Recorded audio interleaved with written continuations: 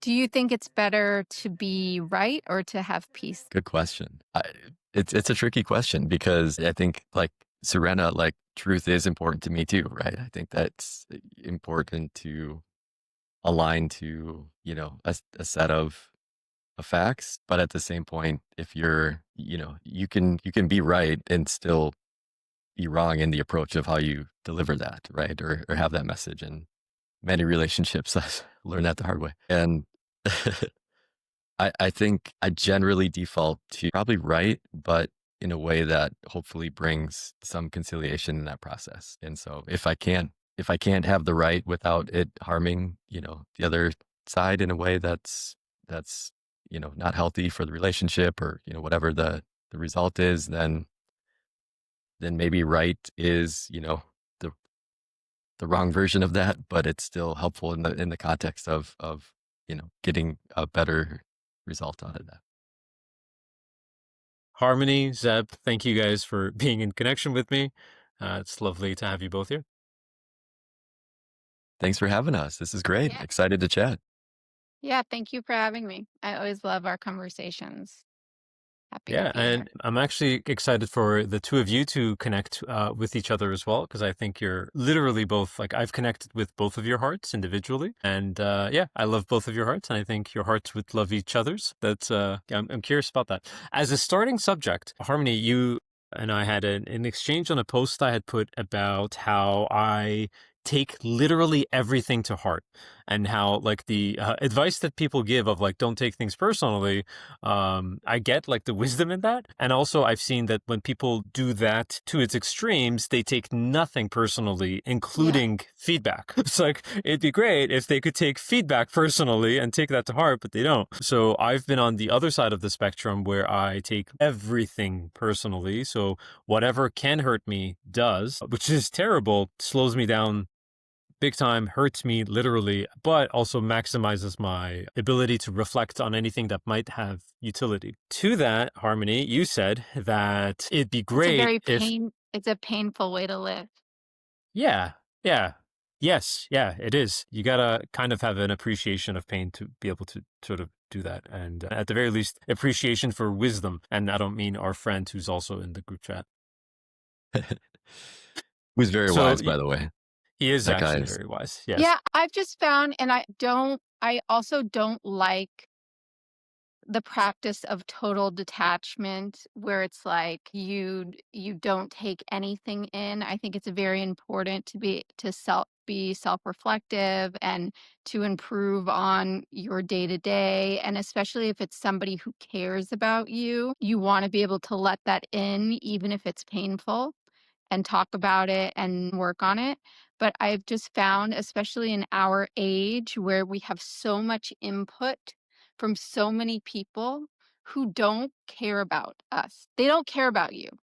And they are sitting behind a computer screen and they don't look at you as a real person and they will say anything they want and it's not for your betterment and sometimes it's not even worth your thought. So when you say, like, "I take everything personally," I feel like you could be letting in a lot of energy that is 100% harmful and maybe even manipulative depending on these people's agenda. So and I've been through, all of those things. So it's just a very, I think, slippery slope where you don't wanna be totally emotionally detached, but you also don't want the people who really either don't care and they're just saying things or actually have an agenda to cause you harm. I agree, and that resonates for me. Zeb, thoughts, feelings? No, 100%. And it's such a slippery slope online because I feel like, Harmony, to your point, like it's everybody, puts things into the world for a reason, right? Like if they are, hurting about something, their, backhanded comment to you could be a release for them to get that out. But like there's a human on the other end of that, right? And so like the fact that we have this weird way of kind of like abstracting the humanity away from it almost, right? We have this, persona, we have this, little image that says, this is Soorena or Harmony or Zeb next to your name, but like it's still an abstraction, right? And so I think that people have maybe more internal leeway to say like whatever they want to, put into the world out that, but there's a fucking human at the end of that, sentence. And so like I totally take what you're saying to heart. And I feel like it's a weird way to interface with the world right now, right? Especially on X when it's just all text and, until we get spaces or like something like this where we actually see, the humanity behind it, it's tricky. And I don't know of a simple way to do that outside of, engaging with them and trying to say, hey, like, did you actually mean, go fuck yourself or whatever the When you said go fuck yourself, did you mean go fuck yourself? yeah, is that literal or how we're working with that? But yeah, it's tricky and agendas abound, right? And finding, I think that core group of connection in whatever, that looks like, if that's a community or group chat, like kind of thing online to just bring it back to almost the more local version of that, right? Like checking in with a friend, like, how are you doing? What's going on? How's your life? And keeping it a separate instance than like you know, the regular feed of like, here's just the fire hose of everybody, you know, with everybody's agenda behind it. It's tricky to separate both those. So long way of saying I totally agree with you. I've also found that a lot, like, I noticed that a lot of suggestions or judgments or even just observations from others have a lot more to do with them than they do with me. And the same thing about me, like I see the world through my lens. So when I am looking at Zeb or when I'm looking at Serena, I'm seeing you guys through my lens and through my experiences because I can never be you. So I Right. can never know exactly, your genetic makeup, the way that you interacted with your parents and your siblings, your heartbreaks, your hopes and your desires. And you can tell me, but I can still never see that fully. I will always see it through my experiences. A suggestion that I may give you, I might say like, "Oh, you should be, don't take everything to heart," but that may be something very easy for me because of the place I am in my life, but something that totally does not resonate with you. So I'm making some kind of call or some kind of judgment based on my experiences, not on yours. So it is, I think, very important to filter those types of things out. 100%. And I think I started out, I suppose I started out as a baby, just like everyone, but when I'm thinking of like my conscious development time, I started out actually in what I would identify as being like a hollow human. Um, and like where I took nothing in because I didn't even have the ability to sort of like reach my own self or like get in touch with my own self. So like it's not like anything else was going to reach me either. And now it's like the sensitivity I have is like in the whole other, like I feel like I have full access, and then but then so does everyone else actually, and whatever can hurt me does. So that doesn't mean everything hurts me, but like if someone says something, they don't necessarily try to put energy into holding it back. I actually just look to see, it's like, huh, interesting that this hurt me. I get that in a lot of cases, I get this, like, this person has shown no evidence of caring for me. So I'm not making the error of thinking, oh, this person cares for me. And they've made that very clear. And at the same time, I do direct my curiosity towards understanding why does that specific button hurt? And then how can I restructure things within myself so that that authentic insecurity isn't there? So how can I secure myself from the inside out? And then that becomes yet another one of those that the next time a similar type of things comes my way, it just was like, oh yeah, that's not relevant to me anymore. And then on to the next thing that hurts. So does that sort of connect with harmony, like the wiser approach that you're Yeah, yeah, for sure, for sure. And I understand where you're coming from because you don't want to be closed off to the world. You want to experience feelings, you want to grow as a person. But like I've been down paths even with people that I thought cared about me and yes, I thought were giving me suggestions about like my life and the way that I was conducting myself, and I thought that it was done in a way that was trying to help me be a better person, and then later on saw it was just a way of them trying to control me or a way of them trying to further their agendas. Sometimes it's hard to know. Yeah, sometimes it's hard that to was my know. next question, Harmony. I was like, how Yeah. can you know? I was hoping you'd have some clear answer for me. Well, I mean, I've gotten kind of to the point where if if somebody is trying to ask me to give up a part of myself to be accepted by them, then it's a red flag for sure. Right, right. Totally.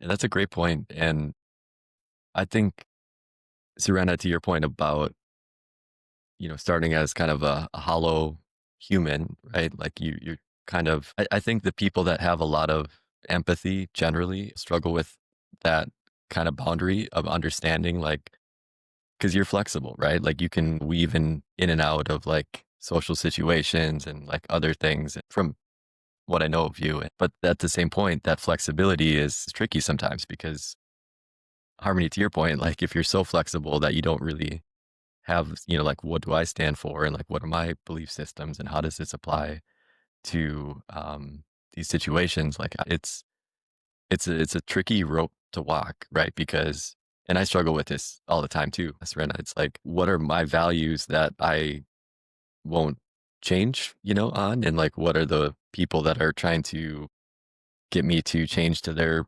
worldview or their ideals and maintaining that flexibility of like, I'm chill with, these things, but at the same point, like these are my kind of core beliefs. Like it gets frustrating sometimes. And I don't have a good answer for how to, to walk that line either way. But yeah, I empathize with your empathy in having that be a tricky situation to walk through.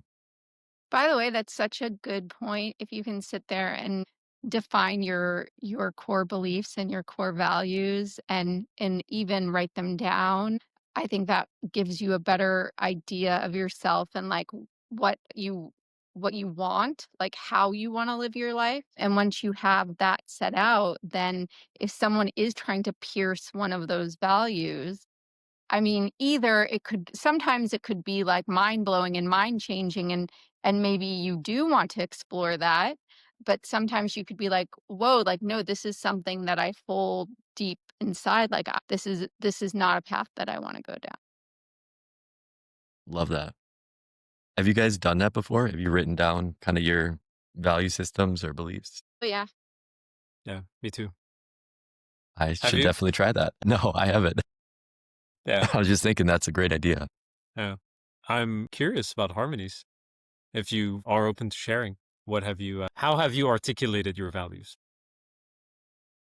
No, I mean, I've definitely written them down. Like for me, like my autonomy, like being able to make decisions for myself is probably the most important thing to me. Like I don't want, I mean, for so many years, like my whole life was around my kids, like everything that my children wanted. And before that, it was definitely like a very controlling father. So I think as I don't have a lot of responsibility. I mean, I have my business. I also have core values for my business, and I hire everyone based on those values. But for me personally, now that I'm not beholden to another person in my life, that I want to make sure that when I do have friendships or I do have relationships, that it's not something where I'm totally letting that person make a decision for me. Love that. Yeah, Yeah. me That's too. powerful. And it's In cool our that Yeah, go ahead. sorry, go for it. No, no, you I go. was just thinking it's cool that, like, writing it down just makes it tangible, right? Like, I think sometimes I struggle with, like, almost like the permanence of it a little bit, and I think having that, actually articulated in writing is a just a cool way to think about it because then it just makes it feel more real and more permanent, and I think you can change it, and obviously over time everybody does, but, um, to your point, like, that autonomy piece that's important to me too, and I've never articulated that in, I guess, that way. That would definitely be on my list as well, so I like that idea. How about you, Serena? Yeah, I wanted to say that I find it really cool that autonomy is up there for you, especially because in our last conversation, you said that you enjoy swimming in the ocean. And Yeah. the connection there for me is that the ocean is such a powerful external influence. Mhm. And I think that's where, like, when there is external resistance, external influence, that's actually where you see autonomy or its absence. So, like, you get to see how autonomous you actually are in the face of that, like, external, you feel yourself. And, like, in social dynamics and relationships that have powerful influence, it's like it feels very alive to be in connection, no pun intended on the podcasting. Yo, good branding. Yeah, but literally to be in connection with, like, powerful dynamics while they are like allowing allowing embracing of your autonomy. So Well, I I like mean, that I very I much. really do believe that we don't have any control in this life. And when I swim in the ocean, I don't think control and autonomy, I don't know, like, I feel like it's a very different, um, feeling. I do, like, of course, like, I have to make the vessel to, let's say I want to reach a certain goal. I need to do all of the things to try to accomplish that goal. But at the end of the day, I don't believe that I have control over whether that outcome actually turns out to be the outcome that I want it to be. And I have to be okay with that. Yeah. So I think that's very detachment. different. That's I think you're Am I rugging? reconnecting, Serena. I'm rugging. Yeah. Do you see that too, Zeb? Is he Yeah, connected? you're rugging a little Yeah. bit, but I'm Um, seeing it too. but you're back. You're back. Like, I guess it's more so, I mean, my persona to you guys, like, I'm on Twitter, I'm like a woman in crypto. And when I interact in this crypto world, there are people everywhere who want to control what I do. They want to control the way that I post my posts. They want to control how I trade, what I'm investing in, what I'm not investing in, when I'm buying, when I'm selling. There's like a whole bunch of like guilt and power, control. And it's very, very interesting to me that like people who went into a space you're supposed to be saying like, oh, this I'm here because I don't want the banks to control my transactions. I don't want, I want to live in this world where I have the autonomy to transact in the way that I want to transact without all of these other rules. Well, then we come and we make this microcosm where people are actually trying to gain power, and some with a lot of like sneaky, like, malice yeah. type of agendas. So I feel like that to me is where I'm like, "No, I'm going to, you know, buy when I wanna buy, sell when I wanna sell, post what I wanna post." I didn't come here to create a job for myself to listen to somebody who thinks that they know better than me. I feel like a lot of people shout that they know better. I also have it like in my business. My business is a business that's very male dominated. So for years and years, I had to deal with people who thought that I didn't know the ins and outs of the business because I was a woman. I mean, when I talk about autonomy, I think that's more what I'm speaking of. That to be able to trust myself to make the decisions that I need to make for the betterment of like my business and what my goals and what I'm trying to accomplish. Whereas like in life and in the world, I'm ready to surrender. So that is why I swim, because I when I'm in the ocean, I feel how small I am compared to this huge universe that really, I mean, the universe could just stop it could just cease to exist like that. I have no control over that. You have no control over that. Wow. That's cool. Honestly, I never thought of it as a differentiation between autonomy and control because it sounds like it should align. But to your point, if and it kind of goes to that saying, like, don't never be surprised by the expected outcome, right? Like, if you're able to be in a situation where you do everything you can do within your control to make it successful and it still doesn't work out, that's out of your control, right? And even introspectively, like I think a lot of my brain cycles I waste on things that I are out of my control, right? And so to your point, if I can kind of reframe that to my autonomy allows for me to, have control over these things, or if that's a project, if that's work or whatever, then I can feel kind of at peace around the fact that I gave it my best and then the outcome is what it is. Did we lose Yeah, Serena? I think he'll be back. I hope he'll be back. Yeah. Oh no. Zeb, what kind of work do you do in the Twitter space, in your real life? Tell me, like, I don't know I have you at all. rugged.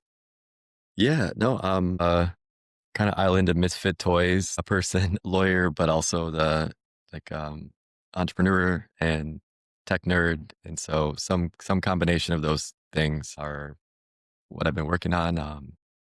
I did the kind of corporate gig for about 9 years and realized that it's it just, I felt like a cog in the wheel and it just didn't inspire me. And so did the startup gig, had one previous and then working on another one now. And so I don't know. Twitter to me I had used it way back in the day and then just kind of fell off. And then about a year ago, I kind of got back into it and met Soorena and a kind of a community in that process. And honestly, it feels like checking in with friends now. Like, Mhm. I think like everybody, the posts themselves are a little self serving. Like I'm, trying to look cool on there. So maybe business gets easier or, whatever. I think at the end of it, most of my time on X is through spaces and just like checking in with people and group chats. And so it kind of helps make it personal and small. And like, that's the part I love about it. Nice. How about you? How did you get into I mean, I crypto? mostly so I used to host a lot of spaces. Awesome. I was working with a group that basically wanted to, mainly with Bitcoin and ordinals, that they wanted to like run spaces every day, with this type of subject. And the woman who was running it wanted to monetize it. And she was monetizing it in a way that I wasn't very on board with. Yeah. So like she had a very, hi, welcome back. Hello. Thank you. She had a like very specific way of like how like what I was allowed to post, what I was not allowed to post, what my profile picture should be, what it should not be, Wow. who I interacted with. And she did it under the guise of that I was a founder of her company, but I kept saying like if I'm a founder, then wouldn't I be helping to make the rules, not having to follow the rules? And Totally. there was she did it to a couple of people, and it was a very, like, a lot of red flags because I've been in the crypto space since, like, 2020, so I've seen, what the red flags are, and, like, anytime I would bring up money to her because I wasn't making any money, but she was making money, she would call me greedy, and she would, say all of this stuff, so, yeah, it was Terrible. yeah, at the end of the day, like, I walked away from it, and I'm happy that I did. I have, like, a huge amount of stress lifted off of me. I definitely miss the spaces that I used to host. I love them. They were, like, really amazing. I tried to host them at different time slots, and then she started spaces exactly at the same time to take the listeners, and even if I would change it, she would do the same thing. So I was like, "It's Wow. not worth it." Like, it's not worth it No, for me. Yeah, she's just a very petty person, so I'll let her, live her life. fair So, enough.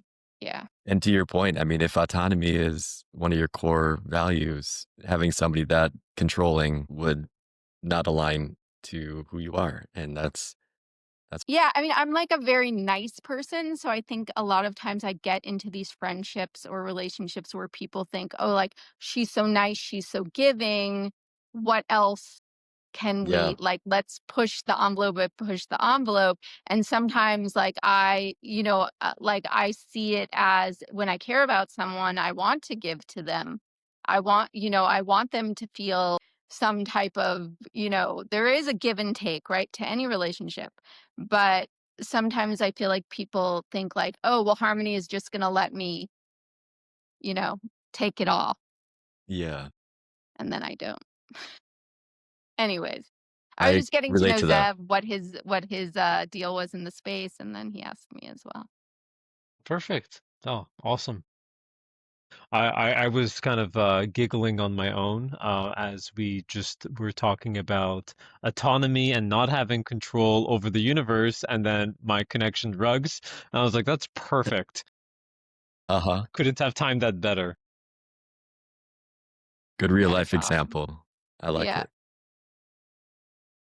Even the rugs are working with us. Right. Yeah. What Oh no, go ahead. Serena, what when you had mentioned earlier there was a post that you had that you were interested in chatting about. Can you give a little context to that? That was it. We actually started with that. It was the Okay, cool. about yeah. We were like way past that at this point. All right. It was the one about yeah, taking everything to heart, and Harmony had that feedback of like, hey, try to like decipher which ones you invest that kind of emotional vulnerability with. So that was where we started. Awesome. Yeah. No, love it. Yeah, I wanted to share I had years ago written a whole lot of different values, and I attempted to sort of like prioritize them as well, because it matters which one is first, which one's second, which one's third type of thing.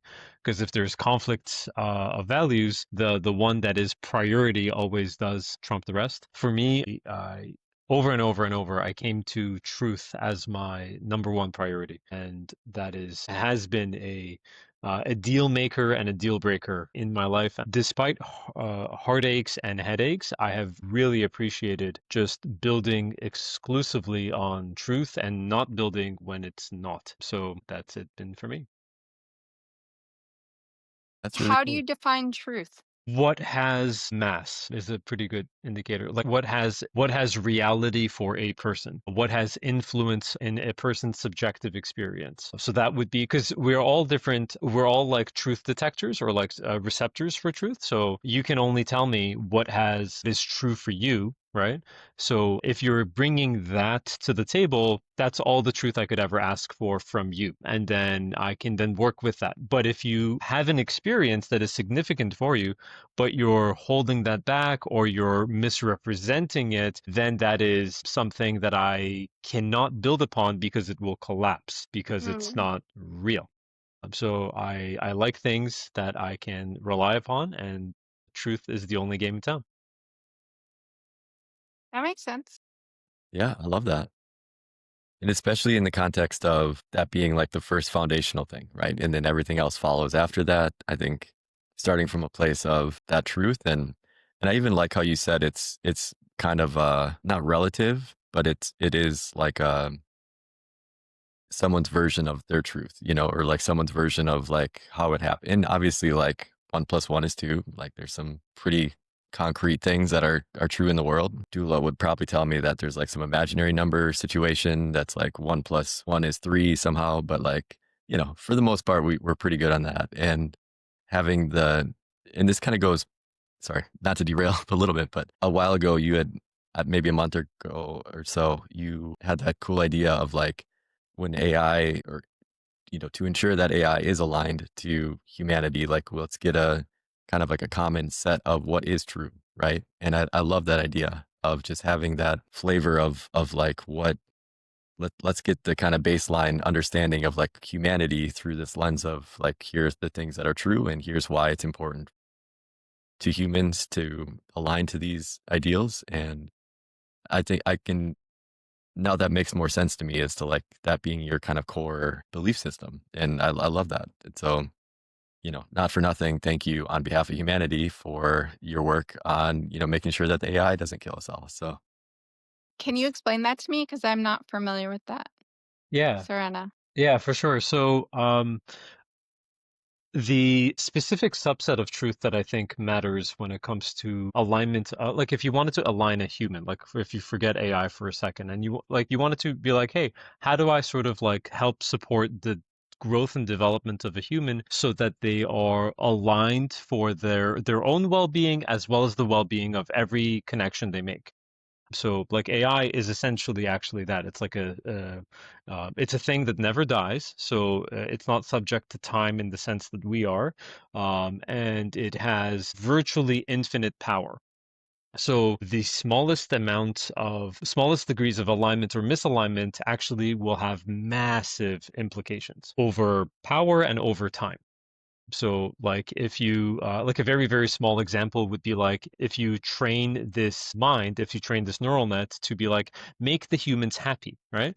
That sounds like a good Mm. idea, but it's slightly deviation of that is facilitate the humans in making themselves happy. Very, very similar, but oh my God. One of them would have these one-on-one relationships with the humans where it becomes like our pharmacy. It always just gives us the chemistry we need to be like the thing that it would have defined as happy, like the right ratio of serotonin, dopamine, oxytocin, and then we might end up like these lizard people who are never in touch with our hearts or each other, right? But we're Yeah, chemically defined as happy, and that can happen. The genetic potential is there, the pharmaceutical potential is there. If you actually look at what we're doing societally, we're kind of maxing in that direction a lot. It's creepy how much we're aiming for that. So yeah, very different, a subtle difference, but very different outcome would be facilitate the human's ability to make themselves happy. Then it'd be like, oh, all right, hey, I see that you carried out your relationship in a way where it resulted in this different neurochemistry in you.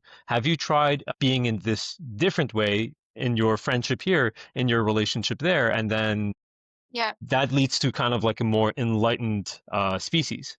So yeah, that's sort of like the base premise of it, that like small deviations matter a lot. And then what I was talking about with the truth is like we should create something like the equivalent of the appendix. Like for many years we thought that the appendix is a useless part of the digestive tract. That's why if there was an issue you just remove it, no questions asked. Now we've kind of learned that it acts as the safe house for the beneficial bacteria, that even if like things get nuked in our digestive tract, the healthy bacteria have a place where they can survive and repopulate the system again. So it's like we should probably create some version of that for very clean data of like if the AI gets trained with very like bad training data of like right now it's getting trained on the whole of the internet and we are a mixed bag. yeah, Like I don't know agree. I don't know the numbers on this, but like it's a very large percentage of the literal gigabytes of the internet that is porn, and it's not like healthy intimacy at all. And then the rest is like a lot of Reddits there, and a lot of that is not is not kosher. So like it would be great if there was a way of identifying what aligned human interactions even look like. Like I don't know if we even have that right Mhm.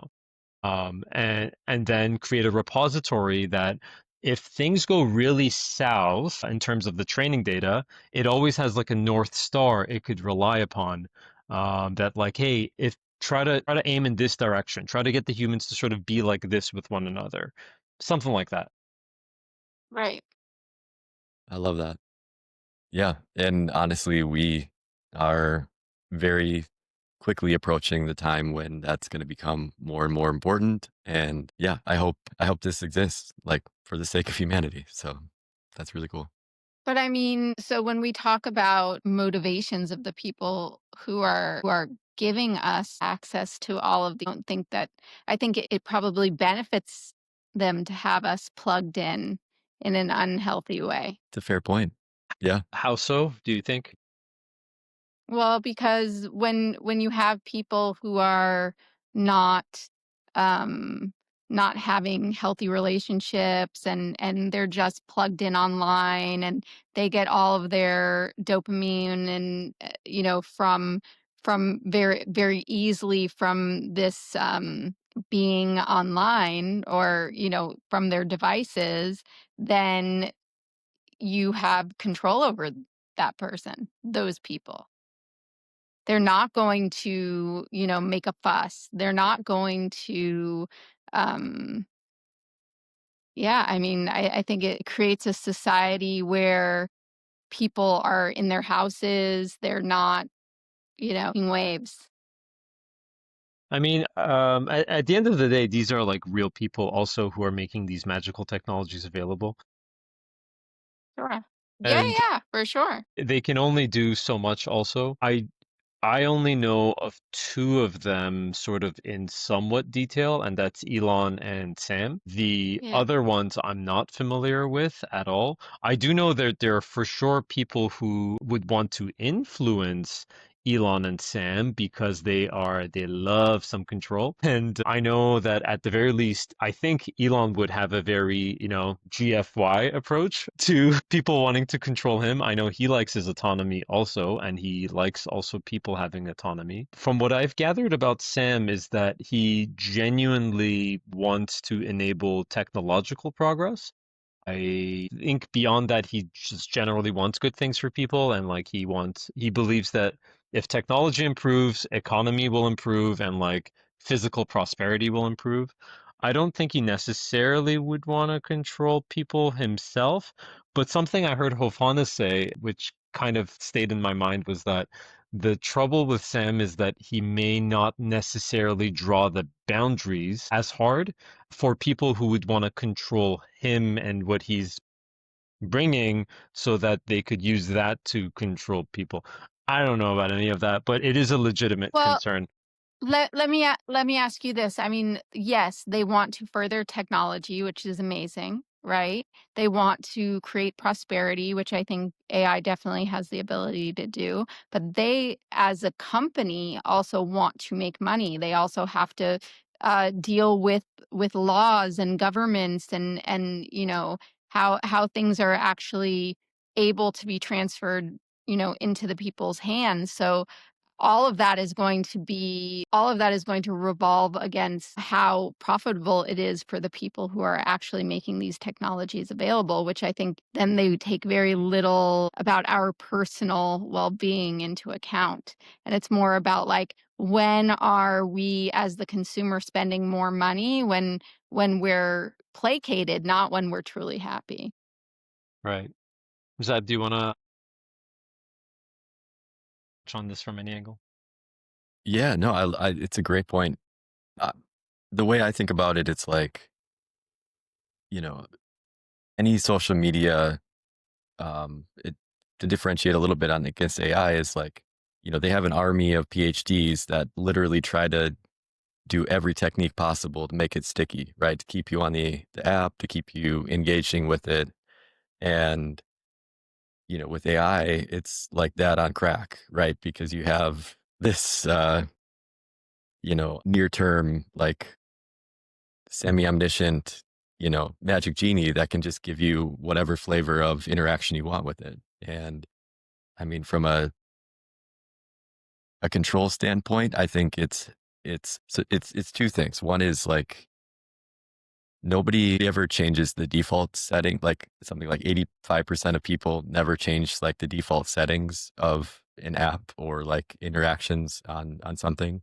If you do, you're actually pretty unique, right? In how you approach it. I made up that number, by the way. It's a really high percentage. And um if the defaults in the AI to kind of some of those behaviors that are more on the controlling side, and very few people are going to change those, or like prompt it in a way that would get them to differentiate from that. And so I think it's not necessarily nefarious by any, one actor. I think it's more so just the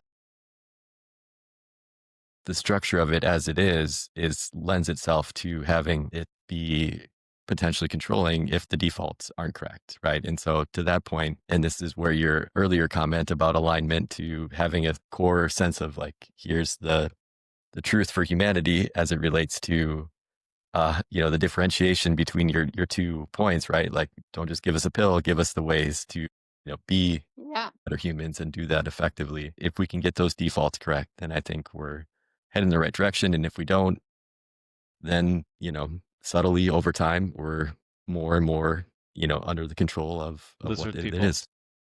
Lizard people. That's right.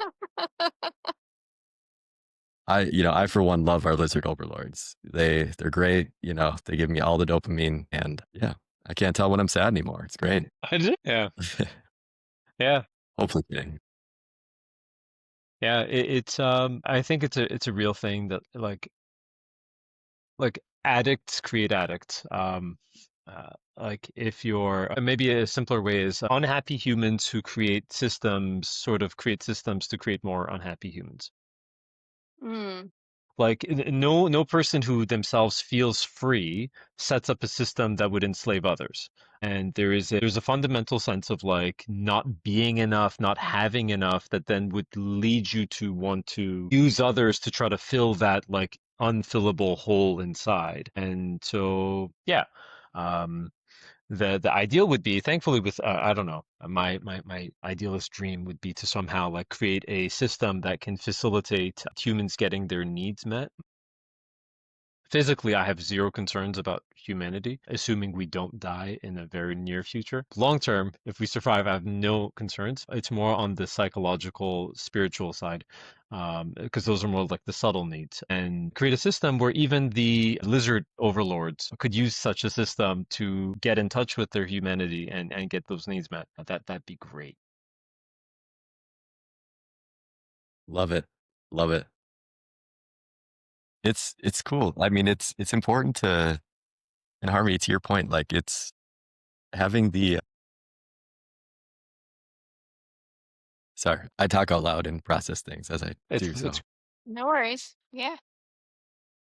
It's interesting just like the nuances of subtle those changes are between like the autonomy and control, like just bringing it back to that again.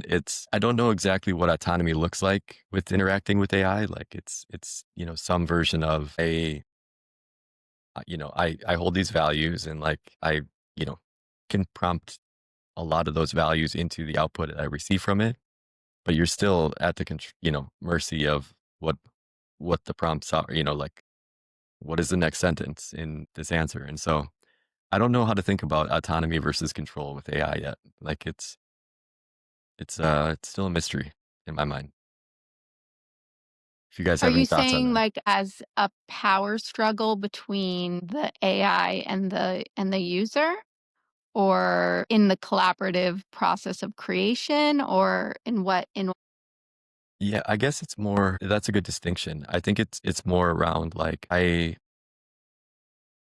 can have an output or like I can, do a task and say, do these things and, tell it to me like, you're a therapist or something and helping me, which helps a lot, by the way. And ChatGPT and I have several conversations that it's very helpful in finding what that is. But I think the control piece is like I don't have control over, what are the exact outputs that it's giving me. And like I have some semblance of,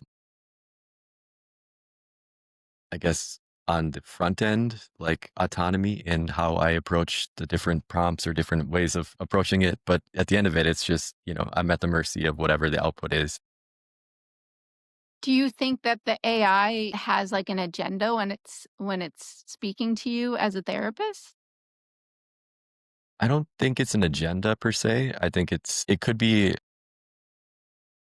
and again, I think it goes to the like, don't infer malice when it's probably incompetence kind of situation. Like, I think it's just, there's, I don't think any of the kind of, especially the like state of the art models have, you know, treat Zeb in this way kind of baked into the core of the prompts. But it's also just this weird understanding that I don't, like, and nobody has complete understanding of like how all the black box works behind the scenes and like the output that you get from it. And so it's almost like a complexity challenge more than like malice, applied to Mhm. it.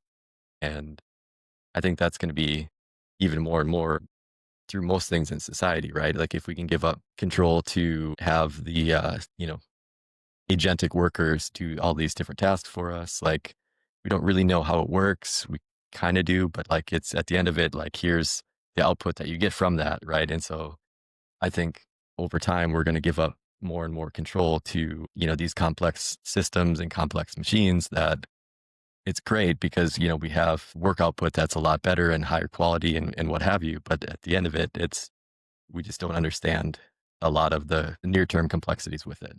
And this isn't a fully baked thought, by the way. I'm totally just kind of spitballing here, but No, it's interesting. It is very interesting. I mean, I think about it in a way of, with the whole work is the same thing, like, if you would hire a person to do these tasks, you really, in the end of the day, have no control over the way they're gonna interpret the good point. task and how they're exactly going to carry it out. I feel like at least with AI, AI would carry it out with a little bit more precision. Of course, there's constantly mistakes, right? Yeah. So, Yeah. but I've seen, those what it makes me think of is that I'm not being clear enough with my prompts, and I found the same thing with my employees, right?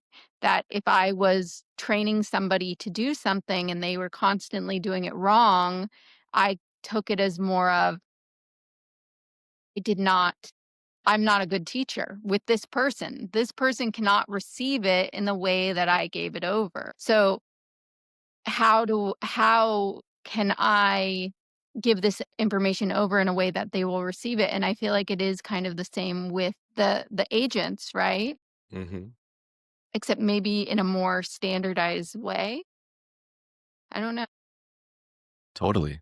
Yeah. That's a great point. And, I think it's on my end a skill issue with if I don't give clear enough directions to either, I'm going to get shitty output from both. So I think it's a great way to think about it. And I think the tricky thing is at least the agentic work that I've seen and used, it is deterministic in some ways, but it's not deterministic in most other, like, unless you give it explicit, like, here is the exact output I want to see from this, like it goes YOLO mode and, it has a lot of variability in that. And so I think having and this will get better over time, like we're just starting that process and some of these orchestration tools are getting better at that. But it is still pretty Wild West, expecting you to get the same answer several times over from AI.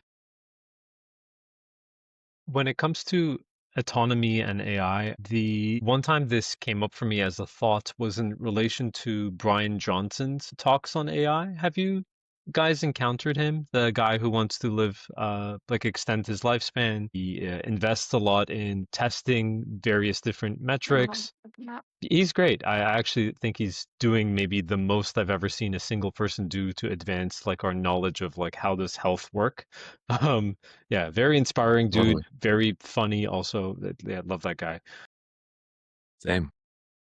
when he's talked about AI and his vision for the future, and that also why he's doubling down on this now is because he says right now we're at the time in our technological progress where we may be the first generation that might be escaping the age velocity, like our ability to extend our lifespan will be growing faster than we age, so then we can kind of like live forever. We might be the first generation that has Crazy. that opportunity. Yeah, yeah, for sure. So he's like, that. Then let's do everything we can through like sleep, diet, exercise, all that supplements to take care of ourselves. Because like, what a great time to be alive. So I think that's a great perspective that he has there. So he was saying that like, if you could have an AI system just know you biologically and tell you, hey, eat this right Hmm. now, would you give up your sense of autonomy, actually? Would it be worth it? And he asked that to like every person. He hosts these dinners, and I've seen him do podcasts like he did it with Tucker Carlson. And I think Tucker Carlson said like, no, I wouldn't want my toaster telling me what to do. Fair. And I thought that like Brian kind of makes it like unnecessarily a difficult ultimatum. Because like imagine if you had an AI system that said, hey, firstly, would you like me to tell you what is physically best? That's the first decision tree. And it's like if you say yes, then great, then there's no problem. If you say no, I have a specific thing I'm pulled to right now. It's like, oh, cool. What are you pulled to? It's like pizza. It's like, oh, great. Would like me to tell you how you can make your pizza in the way that's most aligned with your biology? And then you're like, yes, then it tells you. And it say no, it's like no. It's like, oh, okay, cool. What kind of pizza are you planning on making? It's like, I want a pepperoni pizza. It's like, cool. Do you want me to tell you where you can get the pepperoni pizza that's most aligned with your biology? It's like, yes. So it's like it could be a multiple because AI doesn't Right. have It a could go so right or it could go so wrong. yeah, it Totally. can keep working with your autonomy to whatever extent in that decision you have a need to be making your own autonomous decision, but it can default you towards health. But then if you're like have a pull towards something for some reason, it can work with that. So I don't know how that might apply, Zed, with like other aspects of AI, but I thought it's thematically there, and then maybe I thought you could build on that. No, that's a great way to think about it. And I love Brian Johnson too. He's the right amount of crazy. I think he's to your point, like I can't imagine having literally every aspect of my biology online given away. And like what I respect a lot about him is he does all of this, open source, right? He doesn't hide the ball on anything. Like he could probably have created 10 startups, in the meantime to monetize a lot of this. And I know he has blueprint but he does it at cost, right? Like he's legitimately a good faith actor, I think, in this. And it's encouraging to have that kind of voice of reason to say, here's the way we're approaching health to the extent that we might potentially have that live forever tool in the future. And so to your exact point about the like levels of autonomy kind of you can control for that. I think that's really cool. I haven't thought of it like that in a way that we can have differing variable, you know, selective ways of having our autonomy given to us. And, if there's a day when I want to eat that pizza in 2 in the morning, so be it. Here's a better version of that, maybe to, mitigate some of the bad choices that happen from that. But like, I love that. And it honestly gives me more hope that you say it like that. I hadn't thought of it from the perspective of, choose your own adventure autonomy as part of it. Or what if you could go to the doctor and the doctor, like someone is severely overweight, and then the doctor could work with your AI and say, okay, this is the regimen. And Yeah, then you have to follow the regimen. I mean, these are things that could go so right or so wrong, depending on it, definitely. depending on what controls we give up. But I would actually say yes. I don't know. I remember when I was first using ChatGPT and it couldn't remember, like it was against its programming to remember anything. And that like frustrated and annoyed me because especially when I was working on things with my business, I didn't want to have to like re-explain it every single time. Hmm. And then, of course, like when you're talking to it in a personal, like in a therapy type of way, when you're trying to process something, if it doesn't remember these past experiences that you've already spoken about, then like, can it really give you the proper feedback that it needed to? Whereas this can be seen as a privacy issue, right? For it to remember things about you, but it can also help you have a deeper understanding of yourself and help you, accomplish projects in a more efficient and fast way the more the AI actually knows about you. So, I mean, with everything, and we see it, it's a kind of a weird comparison, but we see it like, let's say people who are in the military, they give up certain freedoms in their life to have other freedoms. Now, would I want to do that? Would I want to give up certain freedoms to, the way that they do to gain other freedoms that they have? No, I wouldn't want that. But would I want to give up certain freedoms so that I can have an AI agent make my life easier and help me have a better understanding of myself and how to accomplish my goals? Yeah, I would. So what freedoms would you be willing to give up? I mean, I think the freedom of just like you said, like if we had it like, let's say implanted in us and knowing us to have, because that's invasive, right? That's a very invasive thing. So it is control to give up. But I think that I would volunteer. I would want to see how it. So like freedom of privacy, I guess that's a thing. Yeah, I guess it's privacy, but it's also control because who knows? Like, what if the AI was like sponsored by, Coca-Cola, Yeah, and my then all of life's a going sudden, better, but for some reason I keep wanting to buy Coke. yeah, yeah, I mean, if it saves me a couple bucks a month, I'm here for the subliminal Coke messages. Let's yeah. do it. Yeah. With your AI therapist, and you're like, and you're sure me buying 6 cans of Coke will help me with my Right, right, relationship with my right. father. Exactly. Yeah. Should go out with your friends, enjoy some Coke. Could it be anything else? Nope, has to be Coke.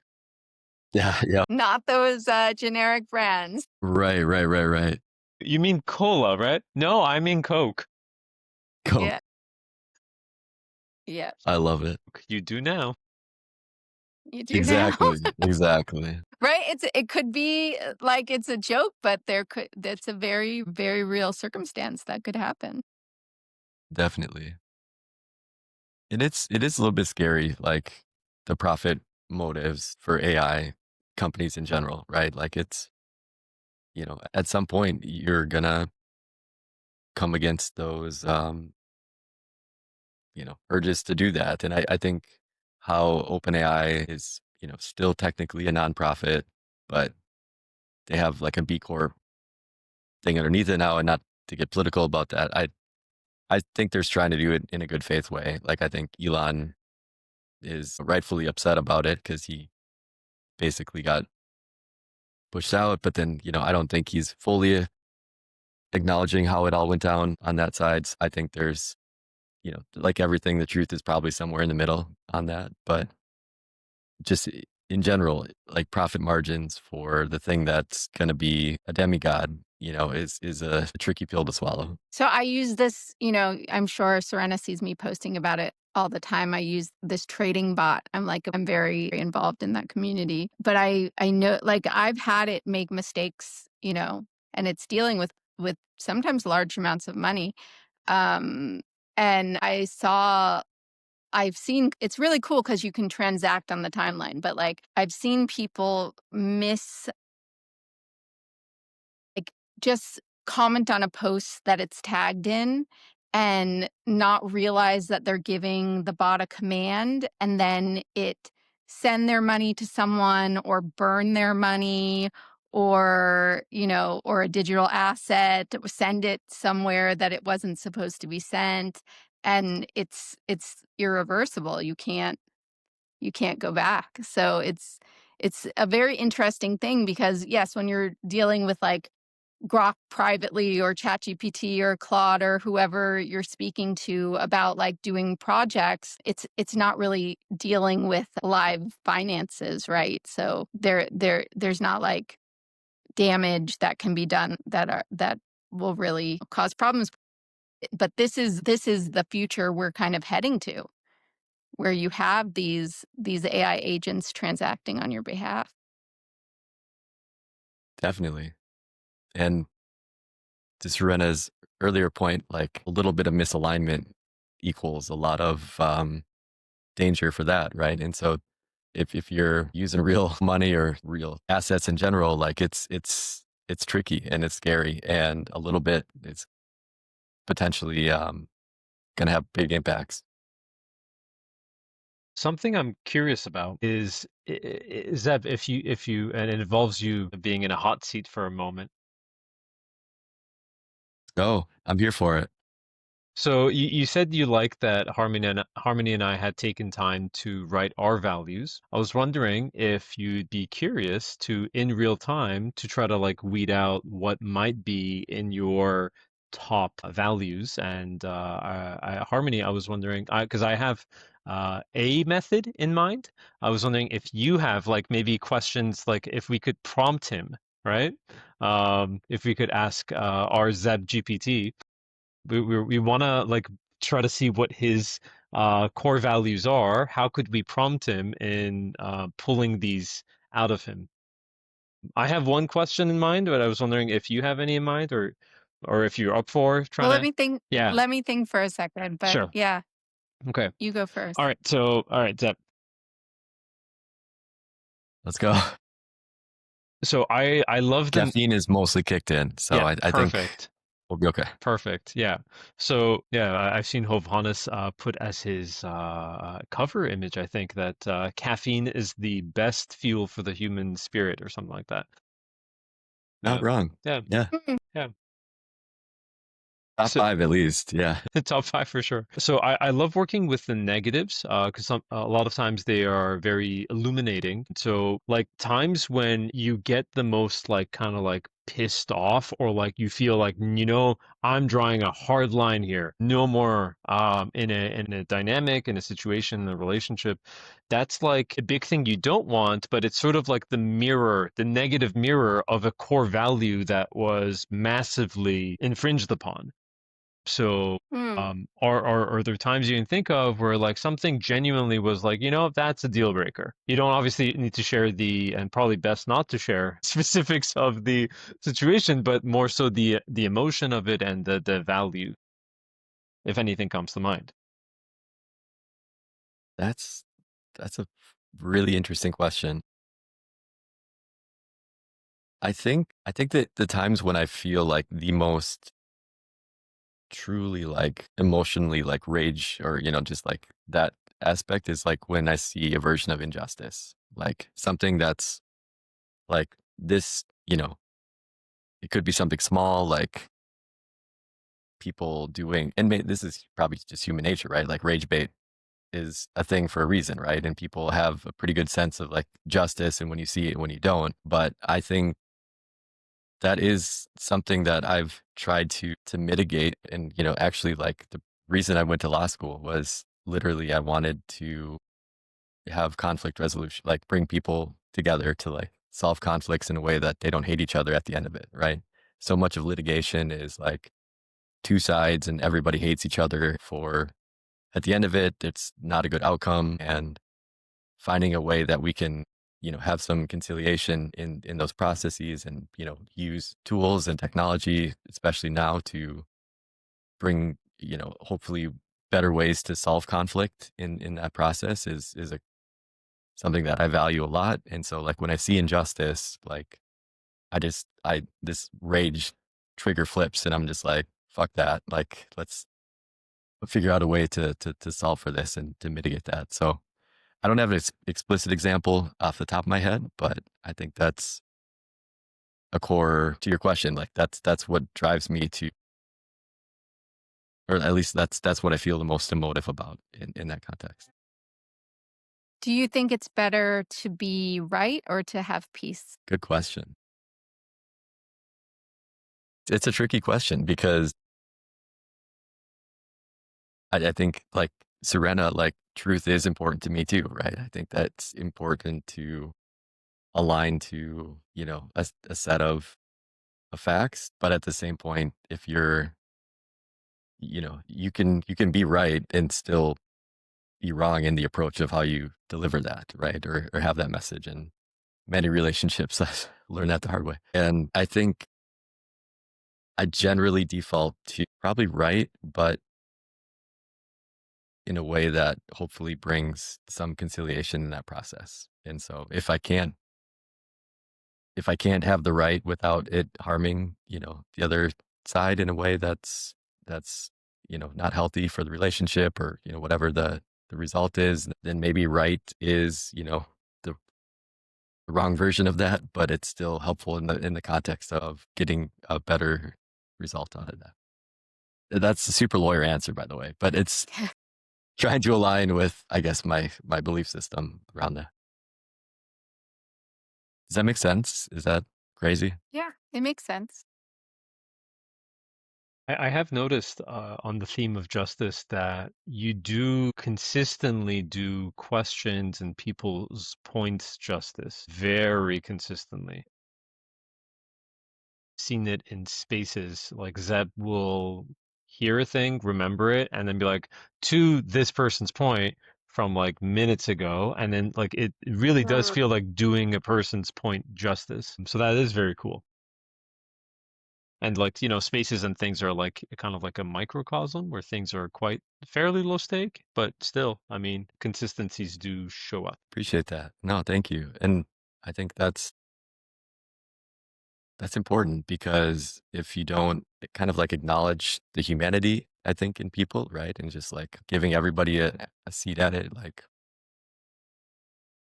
it's that shit gets hard. And I think what kind of brought me to that, honestly, is like I was, along the way, I grew up pretty poor. Like I was the kid at the table by himself, and like when I see a version of that, like I just fuck that. Like I want, to help younger Zeb version of that. If that's, or if you see a version of that, then, and you can solve for it in an easy way to say, hey, like, let's bring in this thought or whatever. Like, why wouldn't you do that?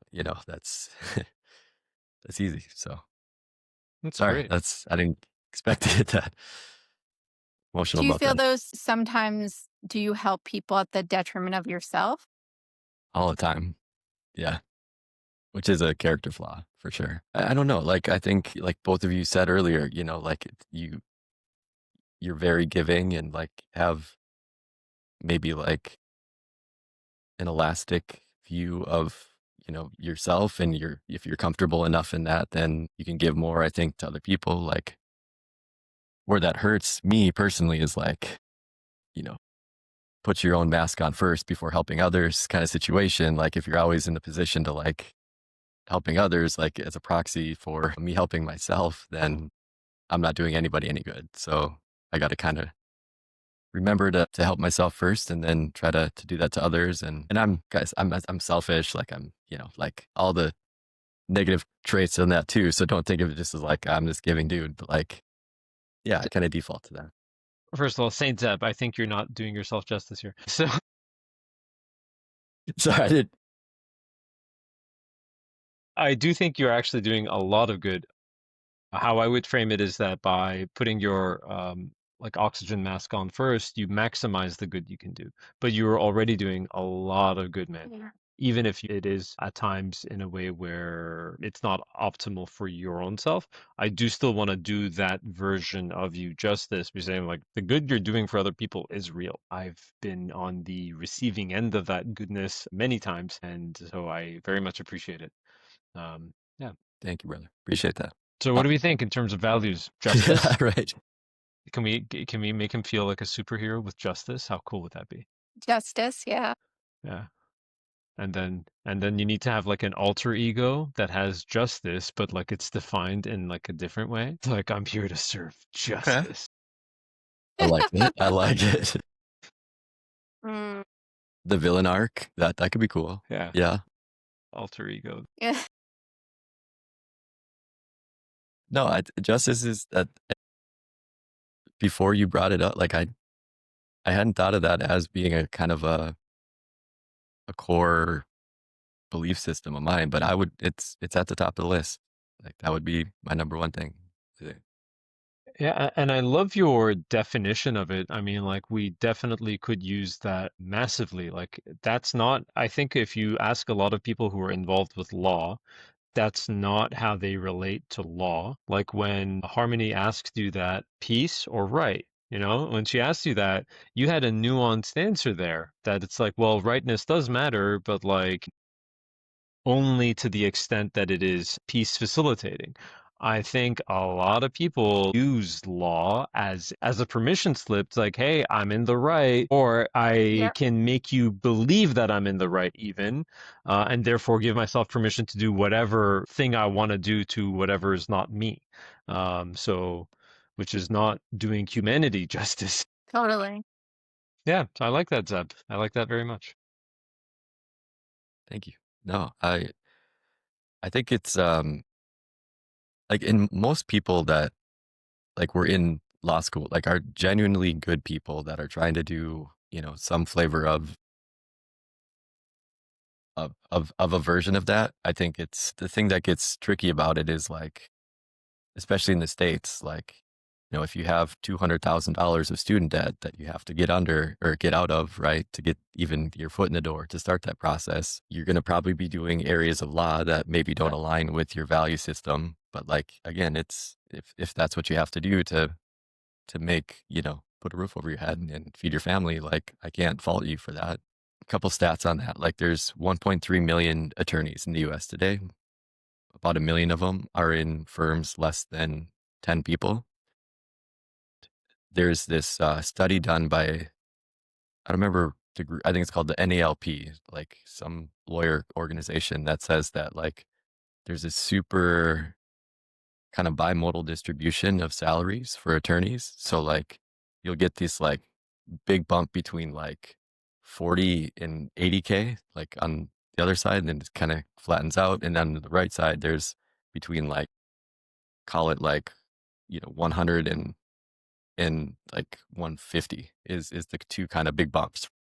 What that means is like literally the median amount of attorneys are making between 40 and 60K a year. And everybody thinks it's like this golden ticket to form and fame and fortune. No, not to say that that's a bad salary by any means, but I'm just saying like if you have that, 200 plus K debt behind you and you're making that, like it's tricky to kind of get to whatever the legal version of Maslow's hierarchy is to do those helpful things in the first place. And so I think a lot of times it is an incentive model that's broken today that we got to fix. And I'm hopeful that AI will allow for us to have a little bit more, of an egalitarian approach to that. And I know OpenAI just this past week put in or like made their kind of like default answers if it's related to healthcare or law, like they'll basically say like, I don't want to give you an answer on that now because I think they're getting pressure from like the bar associations and from the medical associations to say like, hey, you guys are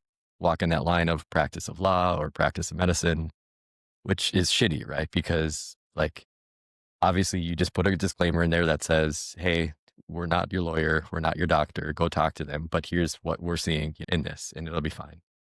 But I think the legal profession, especially, like it's basically a guild, right? Like it's the bar associations have so many of these rules in there as kind of gatekeepers to doing, really, really helpful work.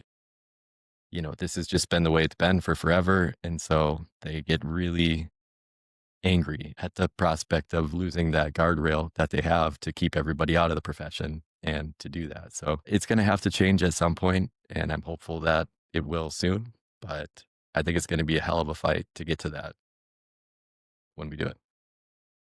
Sorry for that little tirade, but I'm Thanks. I mean, you were doing the legal system justice there, so classic Zeb.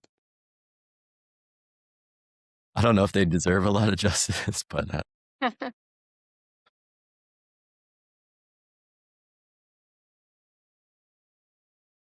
Yeah, I have one more thought, general subject. How are you guys on being here? You guys still enjoying yourselves?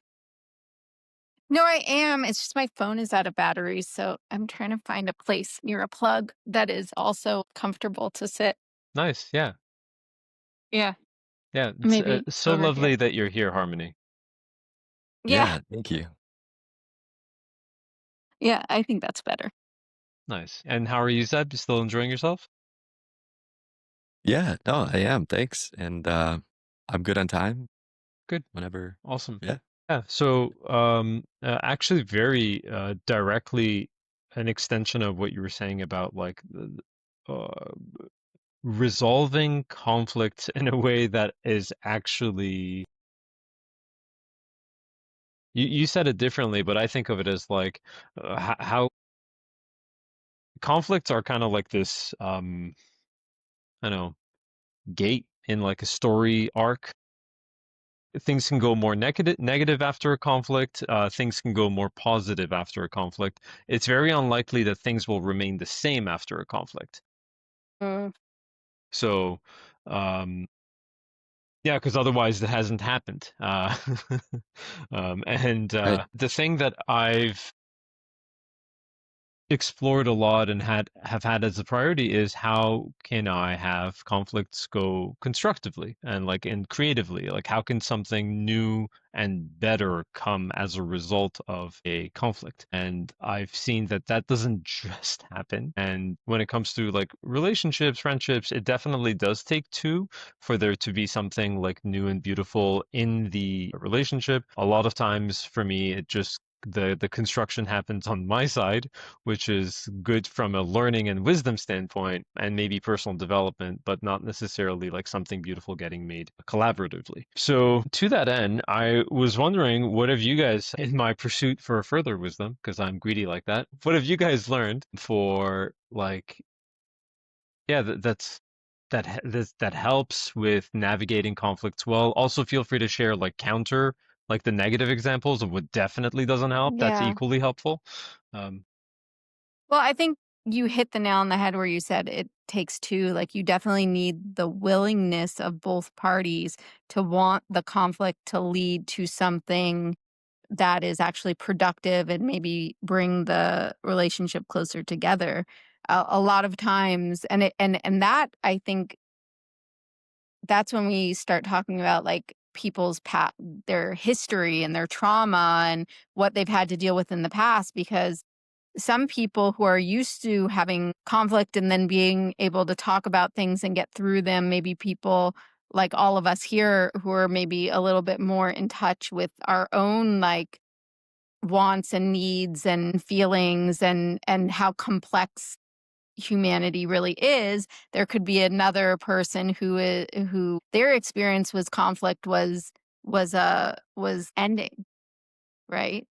So that once there is a conflict, then maybe there's nothing to be said after that. And when you're dealing with someone like that, there's nothing that you can do or say because it's just in their head over. Yeah. I love that. And I second it. I think the the amount of times that I've had like conflicts that, I've in harmony, this goes to your earlier amazing question, like right versus Peace. Yeah. peace. Like it's tricky because it's not intuitive in some ways to I'm trying to align this with who I know you as Soorena as like this guy that can default to the peace side. I think you have an injustice meter that's probably pretty,